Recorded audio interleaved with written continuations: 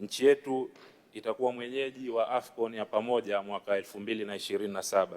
Sambamba na maandalizi hayo, kutahitajika miundombinu bora ya upatikanaji wa huduma za kijamii zinazokubalika katika viwango vya kimataifa.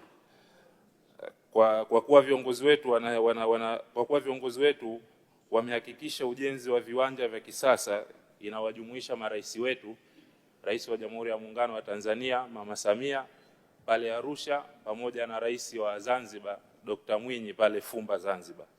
Je, serikali ina mkakati gani wa kuhamasisha wajasiriamali wetu wananufaika na mashindano hayo? Asante. Mheshimiwa Waziri Mkuu.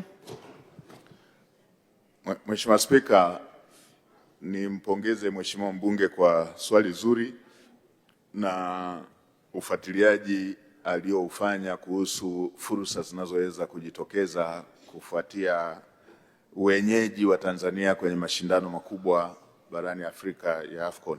Mheshimiwa Spika, ni kweli Tanzania itakuwa mwenyeji wa mashindano hayo ya AFCON, na ndani ya serikali tumeshaanza kukaa vikao mbalimbali. Mbali na vile vya maandalizi, tunakaa vikao ambavyo vinajadiliana kuhusu ni namna gani Tanzania itanufaika na kuwa mwenyeji wa mashindano hayo makubwa barani Afrika.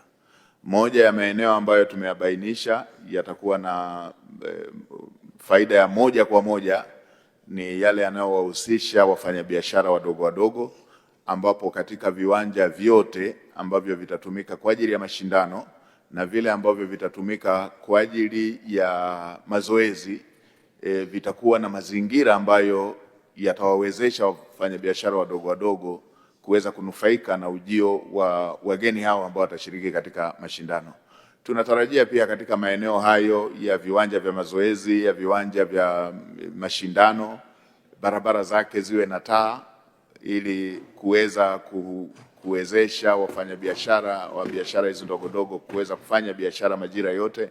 Lakini pia kutakuwepo na matoleo ya namna ambavyo biashara hizo zinaweza zikafanyika katika maeneo hayo kwa njia ambayo wageni hawatalazimika kwenda kuzitafuta maeneo ya mbali. Kwa mfano, tuna vitu vya asili, kuna vitu vya vivutio, kuna vitu vya kitamaduni, kuna vitu vinavyoweza kupatikana kwa uharaka ambavyo vinatengenezwa ndani ya nchi na vitu vingine mbalimbali. Kwa hiyo wizara zinazohusika tayari wameshaanza kuandaa mikakati hiyo, ikiwemo wizara inayohusika na mambo ya biashara, wizara inayohusika na mambo ya vijana, wizara inayohusika na mambo ya tawala za mikoa na serikali za mitaa, wizara ya maliasili na utalii, pamoja na wizara zingine kama maendeleo ya jamii, ambazo moja kwa moja zitakuwa na makundi ambayo yanaweza yakawa na bidhaa ambazo zitaingizia kipato kwa kuuza kwa wageni watakaoshiriki.